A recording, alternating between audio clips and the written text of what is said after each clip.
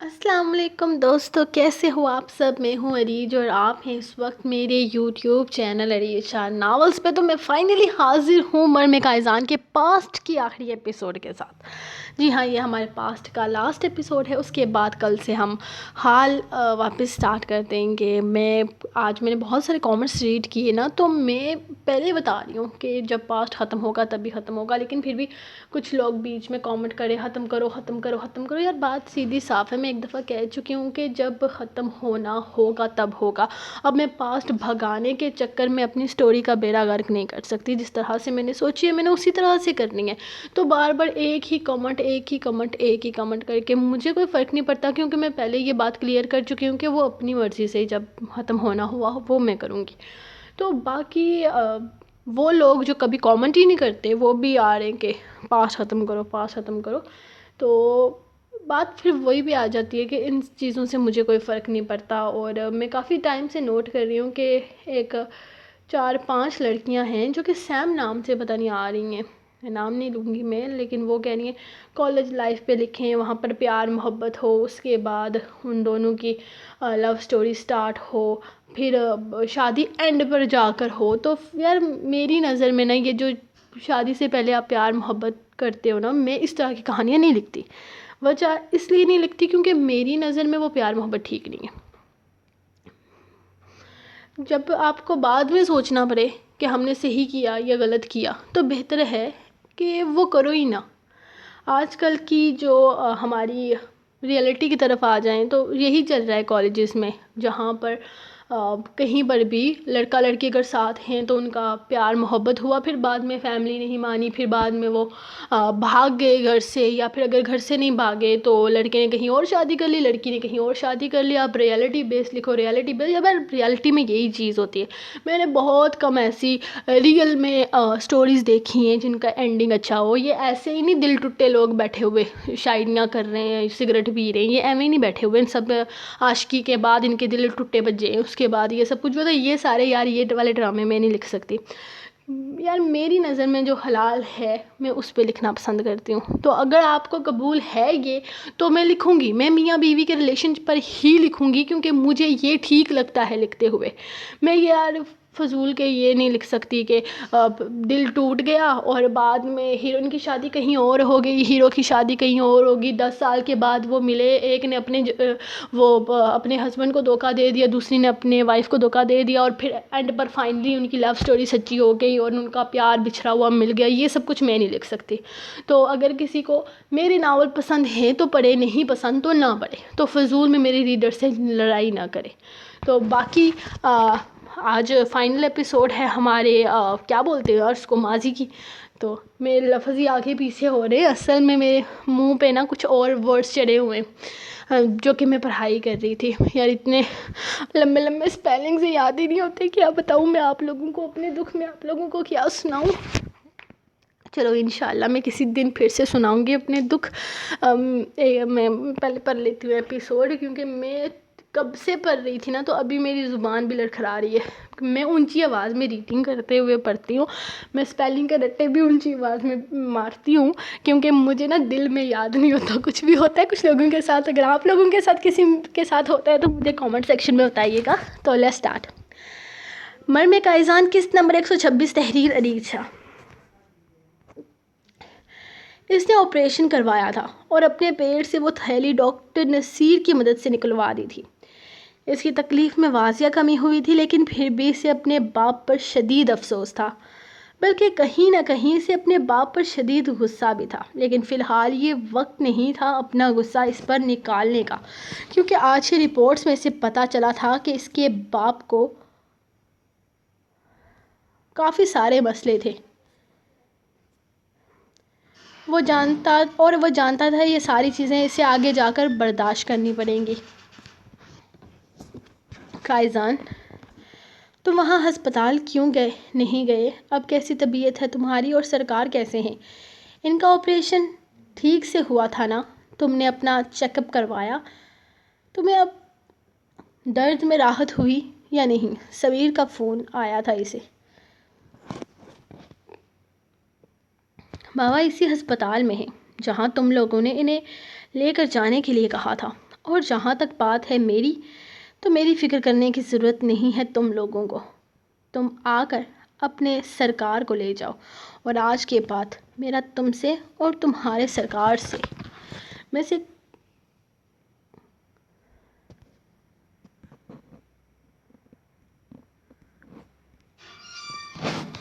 کوئی واسطہ نہیں ہے.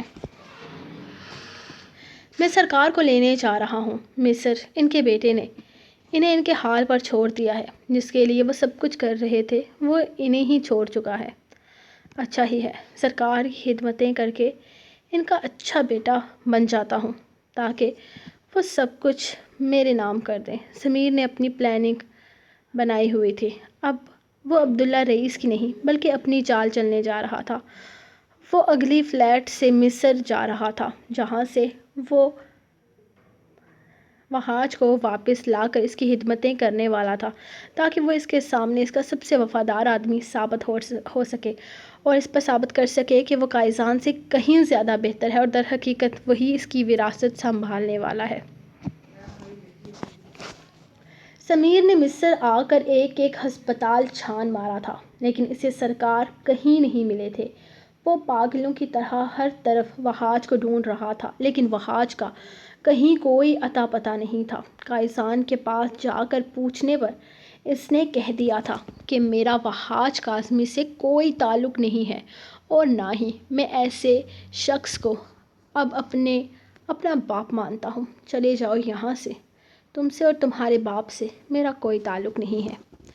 قائزان کا غصہ دیکھتے ہوئے وہ واپس تو آ گیا تھا لیکن پھر بھی اسے کہیں پر بھی وحاج نہیں ملا تھا. کہاں چلا گیا تھا وحاج، اسے کچھ بھی سمجھ نہیں آ رہا تھا. وہ پاگلوں کی طرح در در بھٹک رہا تھا. مصر کا کوئی ہسپتال اس نے نہیں چھوڑا تھا لیکن وہ بری طرح سے ناکامیاب ہوا. تم صرف وحاج کے ادھورے کام پورے کر سکتے ہو اور انہی کاموں کا پیسہ لے سکتے ہو. وحاج کی دولت تمہیں تب تک نہیں مل سکتی جب تک وحاج خود تمہارے نام نہ کرے یا پھر اس کا بیٹا قائزان کاظمی اسے تمہارے حوالے نہ کرے. وحاج کو غائب ہوئے 3 مہینے ہو چکے تھے اور ان 3 مہینوں میں وہ اس کی تلاش جاری رکھے ہوئے تھا کیونکہ اسے ساری جائیداد اپنے نام کروانی تھی جو وحاج کی غیر موجودگی میں نہیں ہو سکتی تھی. اسے وحاج کو ڈھونڈ کر لانا تھا کہیں سے بھی، کسی بھی طرح اسے وحاج کو واپس ان کاموں کی طرف لانا تھا. لیکن وہ غائب ہوا تھا یا کسی دشمن کی سازش تھی یا خود ہی کہیں چلا گیا تھا. اس نے کبھی سوچا بھی نہیں تھا کہ اسے قائزان کے گھر میں اس طرح چوری چپکے گھسنا پڑے گا. وہ آدھی رات کو یہاں آیا تھا کیونکہ اسے اب لگ رہا تھا کہ اگر وحاج کہیں پر بھی نہیں ہے تو وہ قائزان کے پاس ہے. 6 مہینے اسے تلاش کرتے کرتے تھک ہار کر وہ یہاں اس کے گھر تک آیا تھا کیونکہ اسے صرف وہی پیسہ مل رہا تھا جو وہ اسمگلنگ سے حاصل کرنے کی کوشش کر رہا تھا اور یہ بھی اس کے لیے بہت مشکل تھا. اس کے پاس وحاج جیسی پاور نہیں تھی اور اتنا تھوڑا سا پیسہ اس کے کسی کام کا نہیں تھا. وہ بہت سارا پیسہ کمانا چاہتا تھا، بہت کچھ کرنا چاہتا تھا. اسے وحاج کی ساری دولت چاہیے تھی جس کے لیے وحاج کا اس کے پاس ہونا بہت ضروری تھا. اسے کینسر تھا، دونوں گردے فیل ہو چکے تھے. اسے لگ رہا تھا کہ وحاج کہیں مر چکا ہے اور اگر وہ زندہ ہوا تو قائزان کے پاس ہوگا. وہ وحاج کا بیٹا تھا اور وحاج کو لے کر اتنا لاپرواہ کیسے ہو سکتا تھا؟ آخر ایسا بھی کیا ہو گیا کہ قائزان اس سے اتنی نفرت کرنے لگا تھا؟ وہ اندھیرے میں دیوار سے کود کر گھر کے اندر داخل ہوا تھا. کائزان جلدی ہی یہ گھر بدلنے والا تھا اور اس نے اپنے لیے گھر بھی بنوایا تھا جس کو بنتے تقریباً 1 سال ہونے کو آیا تھا۔ پچھلے 1 سال سے وہ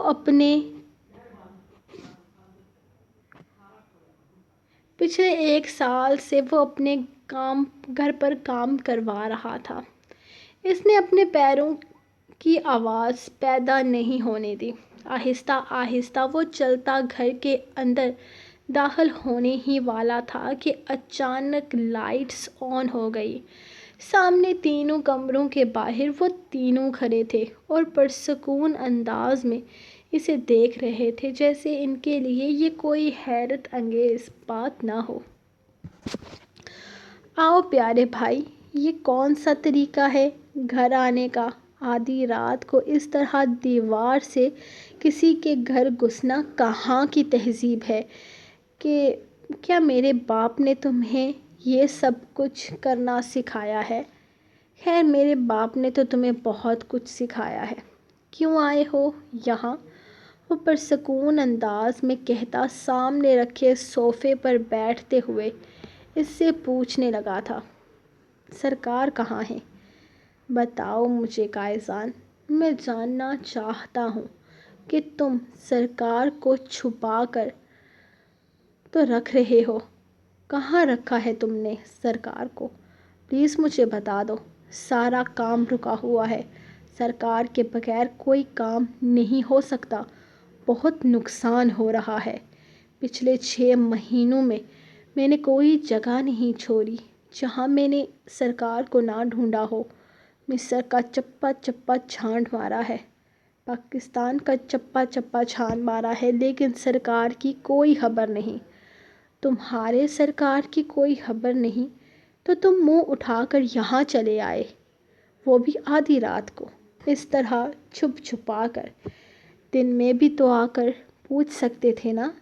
تب بھی میرا جواب یہی ہوتا اور اب بھی میرا جواب یہی ہے۔ تمہیں لگتا ہے کہ ایک 60 سال کے آدمی کو میں نے اپنے گھر پر چھپا کر رکھا ہوا ہے تو تم میرا گھر چیک کر سکتے ہو۔ کسی چیز کی حد ہوتی ہے۔ میں اس شخص کی شکل نہیں دیکھنا چاہتا اور تم یہ سوچ کر یہاں آئے ہو کہ میں نے اپنے باپ کو اپنے گھر میں کہیں چھپا کر رکھا ہوا ہے۔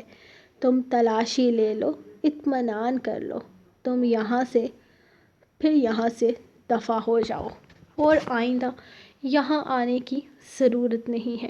وہ اسے فری ہنٹ دیتے ہوئے خود اٹھ کر کمرے میں چلا گیا تھا، جبکہ سمیر نے رسل کی موجودگی میں سارے کمرے چیک کیے تھے۔ اس نے کسی طرح کا کوئی رسک نہیں لیا تھا۔ اس نے ایک ایک چیز چیک کی تھی، لیکن افسوس اسے فحاش کی کوئی خیر و خبر نہیں ملی تھی۔ کائزان، تمہیں مجھے بتانا ہوگا کہ سرکار کہاں ہیں۔ اس طرح نہیں کر سکتے ہو تم خود ہی اپنے باپ کے ساتھ۔ ٹھیک ہے، انہوں نے تمہیں دھوکہ دیا، تمہارے ساتھ غلط کیا، میں مانتا ہوں، لیکن کم سے کم انہیں میرے حوالے تو کر دو۔ وہ میرے سرکار ہیں، میرے مائی باپ ہیں، انہوں نے میرا خیال رکھا ہے، مجھے پالا ہے۔ میں انہیں اس طرح تمہارے آسرے چھوڑ کر نہیں جا سکتا۔ کائزان دیکھو، پلیز سرکار کا پتہ مجھے بتا دو۔ وہ اب ریکویسٹ کر رہا تھا، جبکہ کائزان کی نظر میں جیسے اس کی کسی بات کی کوئی اہمیت نہیں تھی۔ دروازہ بند کر کے وہ آرام سے اندر بیڈ پر سو رہا تھا۔ باہر سمیر چلاتا رہا اور پھر تھک ہار کر چلا گیا۔ وہ صبح صبح کھانے کی پلیٹ تیار کرتے ہوئے کھانا لے کر دوسرے کمرے کی طرف جا رہا تھا، جبکہ رسل جلدی جلدی ناشتہ بنا رہا تھا۔ رفیل جلدی جلدی ناشتہ بنا رہا تھا۔ میں جلدی جلدی کام نپٹا کر ہسپتال جاؤں گا، اس نے اس کی طرف دیکھتے ہوئے کہا تھا، جبکہ اس نے صرف ہاں میں سر ہلایا تھا۔ رفیل کے نکاح کو تقریباً 5-6 مہینے گزر چکے تھے۔ جس دن اس کا نکاح ہوا تھا اسی دن وحید عالم صاحب کے دشمنوں نے ان کے گھر پر حملہ کر دیا تھا، جس میں انہوں نے نہ صرف ان کی بیوی کو قتل کیا تھا بلکہ ان کے بیٹے کو بھی مار دیا تھا، یہاں تک کہ ان کی بیٹی انشرا کے سامنے ان کے چھوٹے چھوٹے ٹکڑے کر دیے تھے۔ تب سے لے کر اب تک انشرا کو ہوش نہیں آیا تھا۔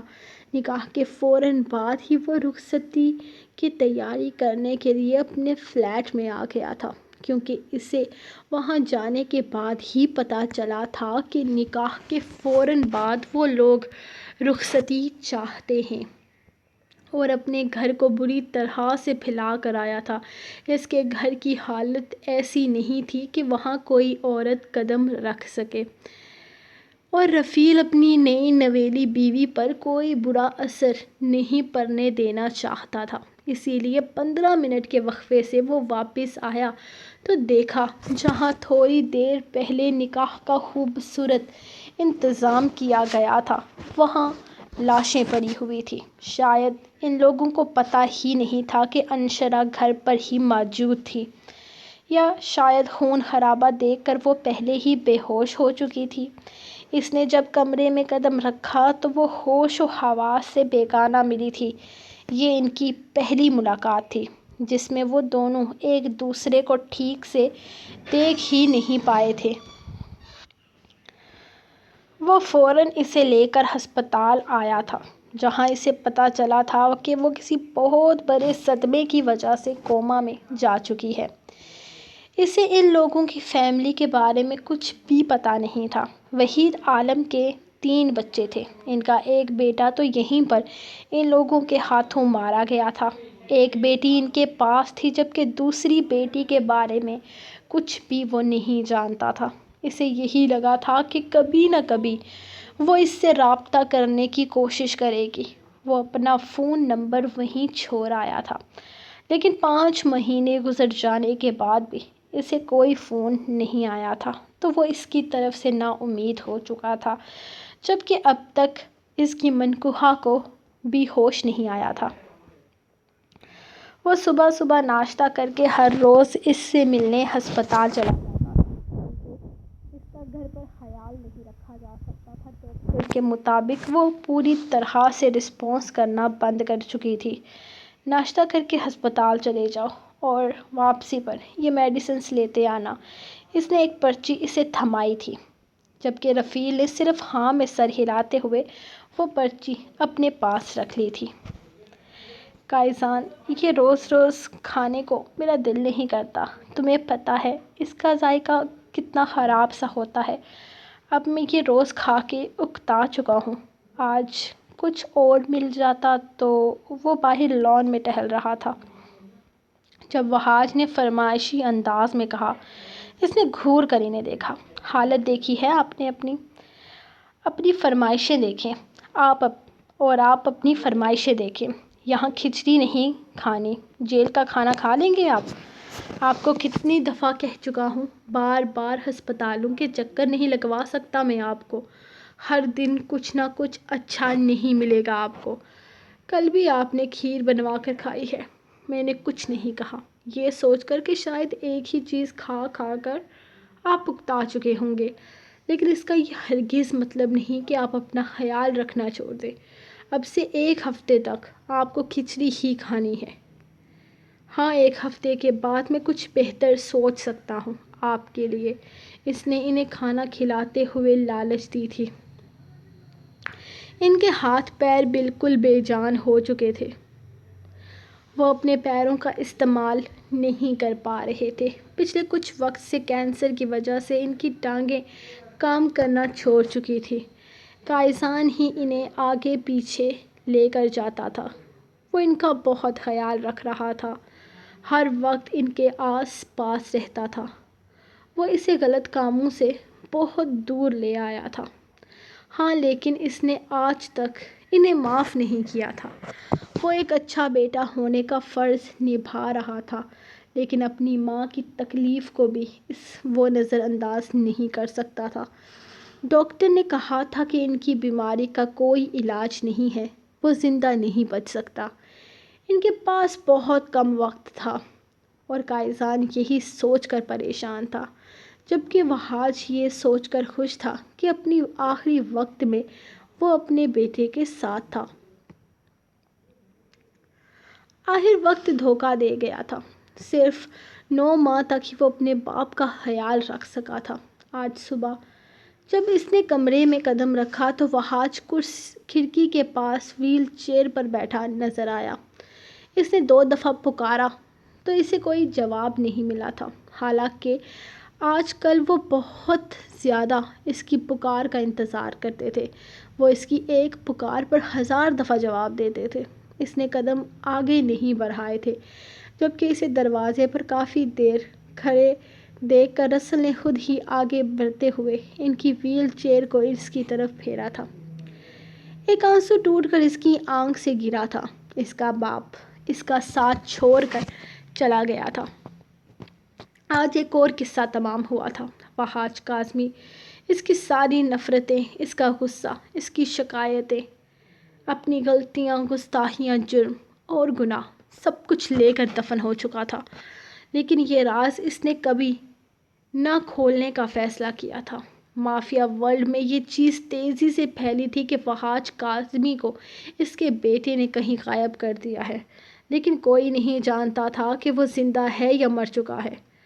وہ بہت کم لوگ اس سے باخبر تھے کہ قائصان کاظمی ہی وحاج کاظمی کا بیٹا ہے، اور وہ کسی کو بتانا نہیں چاہتا تھا۔ 4 سال گزر جانے کے بعد بھی یہ بات اس نے کسی کو نہیں بتائی تھی۔ سو گائز، یہ تھی آپ لوگوں کی آج کی 2nd ایپیسوڈ۔ تو کل سے شروع ہوگا حال فل آف رومانس۔ تو ہم کل سے واپس آ جائیں گے اپنی مین سٹوری کی طرف۔ تو اب سٹوری جائے گی لاسٹ پارٹ کی طرف، تو بی ریڈی، جلدی یہ ناول ختم ہونے والا ہے۔ تو ہم ملیں گے نیکسٹ ایپیسوڈ کے ساتھ کل۔ تب تک کے لیے اپنی رائٹنگ کو دیں اجازت اور دعاؤں میں یاد رکھیں۔ اللہ حافظ۔